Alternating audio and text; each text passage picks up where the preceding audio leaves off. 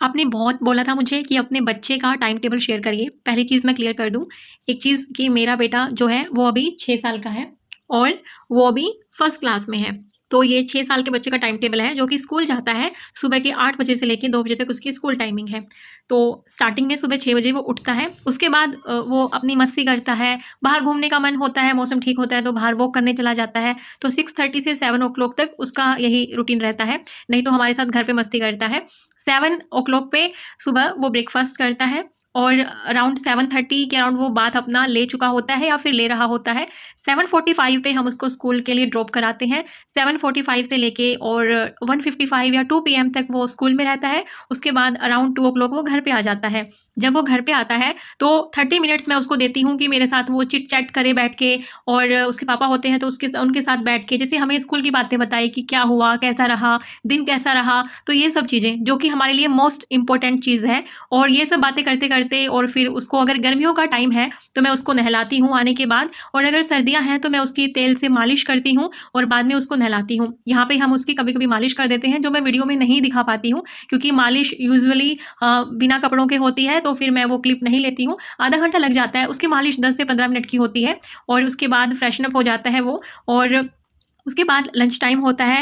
20 minute में वो अपना लंच कर लेता है और उसका स्क्रीन टाइम यहाँ पे रहता है 20 मिनट का, ताकि उसको थोड़ा सा अच्छा लगे। और एक रात को भी हम उसका स्क्रीन टाइम दे देते हैं 10 मिनट का, 15 मिनट का। टोटल पूरा दिन में मिला के 30 मिनट के अराउंड उसका स्क्रीन टाइम रहता है। कभी कभी 30 मिनट से 40 मिनट भी हो जाता है, लेकिन उसके बियॉन्ड नहीं जाता है। हम ट्राई करते हैं कि 30 मिनट से ज़्यादा ना रहे, और मैक्सिमम ऐसा होता है कि 30 मिनट से ज़्यादा कभी होता नहीं है।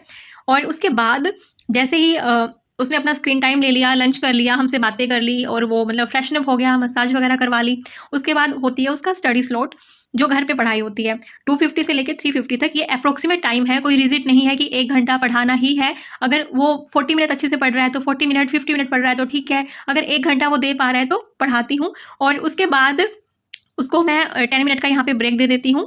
ब्रेक में वो अपनी मर्जी का कोई भी चीज़ कर सकता है स्क्रीन टाइम के अलावा। फ़ोन उसको अलाउड नहीं है। फ़ोन उसको 20 मिनट एक टाइम अलाउड है और 10 से 15 मिनट एक टाइम अलाउड है, बस। उसके अलावा उसको फ़ोन स्क्रीन टाइम दिन में बिल्कुल भी अलाउड नहीं करते हैं। यहाँ पे वो अपनी मर्जी से कोई गेम मेरे साथ प्ले करना चाहे या खुद से प्ले करना चाहे, उसकी विश होती है।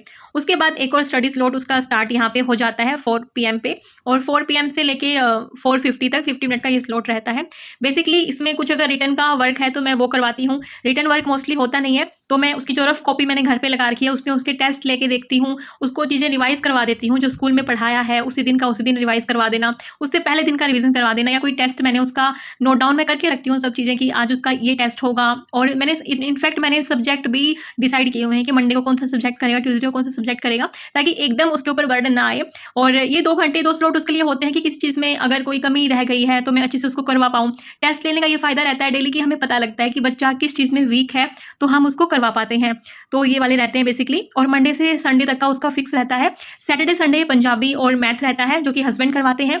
मंडे से फ्राइडे जो है मेरे सब्जेक्ट रहते हैं, उसमें हिंदी हुआ, इंग्लिश ग्रामर, हिंदी ग्रामर, और लाइक जीके हुआ या कंप्यूटर हुआ, ये सारे सब्जेक्ट होते हैं। हस्बैंड उसको रात को भी थोड़ा बहुत स्टडी करवा देते हैं, लेकिन वो स्टडी 20 मिनट्स के राउंड रहता है, ज़्यादा नहीं रहता है, क्योंकि रात भर तक बच्चा थक जाता है। लेकिन ये है कि डेली का अगर मैथ और पंजाबी का कोई काम है तो मैथ और पंजाबी मोस्टली हस्बैंड ही करवाते हैं। और उसके बाद अगर मैं बात करूं कि उसका स्टडी स्लॉट खत्म हुआ 4:50 के अराउंड, फिर वो यहाँ पे मैंने अप्रोक्सीमेट लिखा है टाइम, कोई फिक्स नहीं है उसका पार्ट का। अगर गर्मियों का मौसम है तो वो 8 बजे तक भी बाहर खेलता है। अभी थोड़ा सा मौसम चेंज होने लगा है, सर्दी होने लगी है, तो 7 ओ क्लॉक तक वो बाहर खेलता है। यहाँ पे मोस्टली आउटडोर एक्टिविटी होती है। उसका मन करता है वो गेम प्ले करता है, कोई उसके ऊपर रिस्ट्रिक्शन नहीं है कि तुम्हें ये गेम प्ले करना है, वो करना है। जो उसका मन करता है, कभी साइकिलिंग करनी है, कभी ऐसे ही बच्चों के साथ मस्ती करनी है, तो वो अपनी मर्जी से यहाँ पे गेम प्ले करता है। उसके बाद 7:30 पे होता है डिनर, और 7:30 के बाद डिनर करने के बाद 8:30 तक मोस्टली उसका स्लीप टाइम हो जाता है ब्रश वगैरह करके। उसके बाद अगर उसको नींद आ रही है ठीक है 9 ओ क्लॉक तक, नहीं तो मस्ती कर करके अप्रोक्सीमेट 9 ओ क्लॉक तक वो सो जाता है। और कभी कभी ऐसा होता है कि बहुत थका हारा है तो 8:30 में सो जाता है। कभी कभी उसकी मसाज स्कूल से आने के बाद नहीं होती है तो यहाँ पे भी हो जाती है। और डेली एक और चीज़ है कि वो जैसे बच्चे का ऐसा होता है ना कि पैरों में थोड़ा सा दर्द रहता है, तो उसकी हैबिट है कि दिन भर थका हारा है, पैर उसके थोड़े से दबाओ, 5-10 मिनट में वो सो जाता है। तो हम रात को भी हल्की सी मसाज कर देते हैं। इस टाइम पे ऑयल से नहीं करते, बस ऐसे उसके हाथ पाँव ऐसे दबा देते हैं ताकि उसको थोड़ा रिलैक्स फील हो। दिन भर थक जाता है, बच्चे बहुत एक्टिविटी करते हैं, और वो बहुत रिलैक्स होके और वो सो जाता है। और दिन में भी मैं यहाँ पे ना कोशिश करती थी उसको नैप देने का, तो दिन में भी अगर कभी टाइम मिलता है तो मैं उसको नैप दे देती हूँ, लेकिन आजकल वो सिर्फ 15 मिनट का नैप लेता है, सोता नहीं है। जब गर्मियाँ थी थोड़ा सा पार्क का टाइम थोड़ा सा लेट होता था, लाइक 6 बजे से पहले बच्चे पार्क में जाते नहीं थे, धूप इतना होती थी, तो उस टाइम पे नैप जो है मैं 30 मिनट्स के राउंड या 1 आवर के राउंड जितना वो लेना चाहता है या फिर सोना चाहता है। लेकिन अभी मैं उसको नहीं सुलाती हूँ, क्योंकि अभी आगे का टाइम थोड़ा सा ऐसे होने वाला है कि पार्क में बच्चे जल्दी जाएंगे क्योंकि धूप निकल जाएगी। उस हिसाब से थोड़ा पहले मैं धीरे धीरे उसका टाइम चेंज करने लग जाती हूँ। और अभी उसका टाइम इसी तरीके से है कि अगर 10 मिनट यहाँ पे वो खेलना नहीं चाहता तो वो नैप भी ले लेता है 10 मिनट 15 मिनट। इसलिए मैंने यहाँ पे बोला था ना कि कोई टाइम फिक्स नहीं है कि 1 घंटा ही पढ़ना है। अगर उसको थकावट बहुत ज़्यादा है तो मैं उसको 30 मिनट भी पढ़ा के और 30 मिनट का एक नैप भी दे देती हूँ। अगर उसको थकावट नहीं है, मुझे लग रहा है कि नहीं अभी नैप नहीं लेने की नीड इसको नहीं ले रहा, तो फिर वो 1 घंटा पढ़ लेता है, 10 मिनट तक वो थक जाता है, फिर एक नैप ले लेता है 15-20 मिनट का। तो यहाँ पे मैं थोड़ा सा इतना रिजिड मैंने टाइम टेबल नहीं रखा हुआ, बिल्कुल फ्लेक्सिबल टाइम टेबल है कि जितना वो स्टडी करना चाहता है। लेकिन हाँ, डेली का डेली रिवाइज होता रहे, ताकि जो भी एग्जाम्स होते हैं ना उसमें एकदम से ना बच्चे पे बर्डन हो ना पेरेंट्स पे बर्डन हो, इसलिए मैंने डेली का ये स्टडी स्लॉट रखा हुआ है। एक और चीज़ जो मैं आपके साथ शेयर करना चाहती हूँ कि ये जो टाइम टेबल है ना, सॉरी, कि ये जो टाइम टेबल है ना, ये आपको देखने में जितना अट्रैक्टिव लग रहा है, अच्छा लग रहा है, उतना ही ये फ़ॉलो करने में मुश्किल होता है। बहुत सारी मुश्किल आती हैं जब हम बनाते हैं, फ़ॉलो करते हैं। मेरे साथ क्या-क्या मुश्किल आई थी, मैं वो भी आपके साथ शेयर करना चाहती हूँ, और क्या-क्या फ़ायदे हैं, क्या हम सॉल्यूशन कर सकते हैं, वो भी। सबसे पहले हम बात कर लेते हैं बेनिफिट्स क्या-क्या रहेंगे। अगर आप इन चीज़ों को 100 में से 80% भी फ़ॉलो कर लेंगी, तो भी आपको ये सारे बेनिफिट्स मिलेंगे। सबसे पहले आपके बच्चे में टाइम मैनेजमेंट की स्किल डेवलप होगी। उसको पता रहेगा कि अभी उसको क्या काम करना है। नेक्स्ट, उसके पास टारगेट अपना फिक्स रहेगा।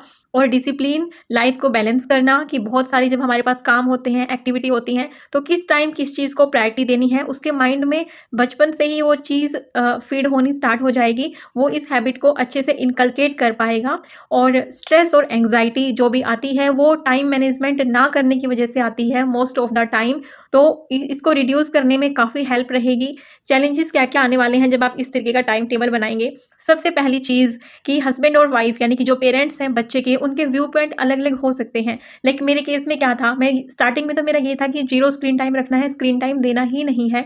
धीरे-धीरे बच्चा जब नर्सरी क्लास में गया, उसने देखा कि बहुत सारे कार्टून होते हैं, ऐसे देखे जाते हैं, और तब हमें फ़ील हुआ कि चलो बच्चे को स्क्रीन टाइम देना चाहिए। लेकिन मेरा ये था कि दिन में 20 मिनट एक टाइम पे फ़िक्स करो, और वो भी तब जब खाना नहीं खाना हो। मैं खाना खाते हुए स्क्रीन टाइम के खिलाफ थी, हालाँकि मैं खुद खाना खाते हुए पढ़ाई करती हूँ। वो मोस्ट ऑफ द टाइम ऐसा होता है कि कोई चीज़ मेरा वीडियो रह गया है या वीडियो देखना है तो मैं खुद ऐसा करती हूँ, लेकिन मैं बच्चे के लिए सोचती थी कि वो खाना खाते हुए ये चीज़ ना करे। फिर हस्बैंड ने मुझे समझाया कि नहीं, ऐसा नहीं होता है, जब इसको स्क्रीन टाइम देना है खाना खाते हुए, इसका स्क्रीन से भी ध्यान पूरा नहीं रहेगा, कुछ खाना खाते हुए हटेगा, पूरा नज़रों के सामने एकदम स्क्रीन रहती है ना, टकटकी लगा के देखते हैं, तो उससे ज़्यादा नुकसान होता है।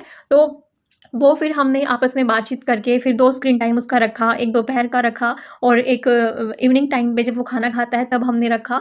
और छोटा-छोटा हम उसको वीडियो देते हैं जो कि 15 मिनट से लेके 18 मिनट तक कंप्लीट हो जाता है एक वीडियो। तो कोई भी कार्टून होता है बिल्कुल छोटा, बड़ा वाला वीडियो हम उसको देते ही नहीं है जो लॉन्ग टाइम का होता है, क्योंकि बच्चा जितना रहेगा वो बच्चा पूरा देखने की उसकी इच्छा होती है, लाइक जैसे हमारी होती है कि नेक्स्ट क्या होने वाला है इस चीज़ में। तो इसलिए हमने डिसाइड किया कि कार्टून ऐसा देंगे जो कि 15 से 18 मिनट में एक जो एपिसोड है वो कंप्लीट हो जाएगा।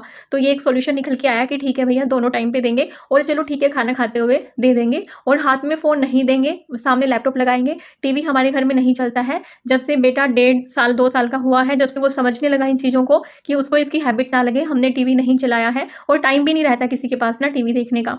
और ठीक है, तो जैसे ये हमारा एक व्यू पॉइंट अलग-अलग था, वैसे आप सबका अलग-अलग हो सकता है। तो हस्बैंड-वाइफ सबसे पहले तो आप दोनों को समझना होगा, जब आप बच्चे के लिए कोई रूटीन बना रहे हैं, तो आपकी जो थिंकिंग है जहाँ पे मैच नहीं कर रही है या जहाँ पे एक-दूसरे का सपोर्ट चाहिए, तो वो आपको सबसे पहले उसका सॉल्यूशन निकालना होगा। एक चैलेंजेस क्या आता है, एक चैलेंज आता है कि जो किड का मूड है, बच्चे का आपका मूड है, वो चेंज हो सकता है। लाइक किसी दिन उसका मन नहीं है, यहाँ पे स्कूल से आने के बाद चलो मालिश करवाने का मन नहीं है। आपने ये सोचा कि अरे ये तो टाइम मालिश करवाने का ही था, आज ये क्यों नहीं करवा रहा? तो रिजिड नहीं रहना है। लाइक किसी दिन उसको भूख नहीं है, कम भूख है, ये उस टाइम पे खाना नहीं खाने का मन है, तो उस टाइम पे मैं ना पढ़ाई करने के लिए यहाँ पे उसको बिठा देती हूँ। जब वो थोड़ी सी पढ़ाई करता है उसको थोड़ी देर में अपने आप भूख लग जाती है। या फिर आपको ये है कि जैसे गर्मियों का टाइम होता है, इवनिंग में 6 बजे के बाद ही बच्चे बाहर निकलते हैं पार्क में, तो बहुत लंबा टाइम होता है, 2 से लेके 6 बजे तक 4 घंटे। और जैसे आपको मेरी तरह है कि बच्चा दिन में एक नैप ले ले 40 मिनट का, 50 मिनट का, तो आप आके उसको फ्रेश करके खाना खिला के पढ़ने के लिए बिठा दीजिए, अपने आप उसको नींद आ जाएगी। तो आप ये कर सकते हैं। उसके लेकिन आने के बाद ना कम से कम 20 मिनट 25 मिनट ऐसा ज़रूर होना चाहिए जिसमें आप उससे बातें कर पाएँ, उसके मन की बातें जान पाएँ, स्कूल में क्या हुआ, उसने क्या किया, क्या अच्छा हुआ, क्या आज अच्छा नहीं हुआ, क्या उसको अच्छा नहीं लगा, या फिर बच्चे के साथ कोई एक गेम तो ज़रूर दिन में आपको प्ले करना है, जो भी उसका मन करे, जो आपका मन करे वो नहीं, जो उसका मन करे वो गेम, चाहे वो 10 मिनट का हो, चाहे वो 20 मिनट का हो, लेकिन उसके हिसाब से आपको वो गेम एक प्ले करना है। सॉल्यूशन क्या निकलेगा जो अभी ये चैलेंजेस हैं कि लिटिल फ्लेक्सिबल रहना पड़ेगा आपको, बच्चे के साथ भी और जो हस्बैंड की थिंकिंग है उसके साथ भी। जब आप थोड़ा बहुत फ्लेक्सिबल रहेंगे तभी इस टाइम को भी अच्छे से मैनेज कर पाएंगे और बच्चे में ये सारी हैबिट आप इनकलकेट कर पाएंगे और उसको आने वाले टाइम में स्ट्रेस से, एंग्जाइटी से बचा पाएंगे और खुद भी बच पाएंगे। नहीं तो एग्जाम का टाइम होता है ना, हम मदर्स को ज़्यादा एंग्जाइटी, ज़्यादा स्ट्रेस होता है कि लाइक ऐसा लगता है कि हमारे ही एग्जाम चले हुए हैं और वो सारा अपना प्रेशर हम बच्चे पे डाल देते हैं। उसको चीज़ें पढ़ाते हैं तो डांट डांट के पढ़ाना शुरू कर देते हैं क्योंकि बच्चे को एकदम समझ में नहीं आती चीज़ें। तो इसलिए कोशिश करिएगा कि डेली डेली उसको थोड़ा थोड़ा ही सही चाहे पढ़ाते रहिए और उसको खूब खेलने का टाइम दीजिए, इंडोर एक्टिविटी कराइए, मौसम अच्छा नहीं है बाहर, और आउटडोर एक्टिविटी भी जरूर कराइए जब भी मौसम अच्छा रहता है, सर्दियों में सर्दी के हिसाब से, गर्मियों में गर्मी के हिसाब से।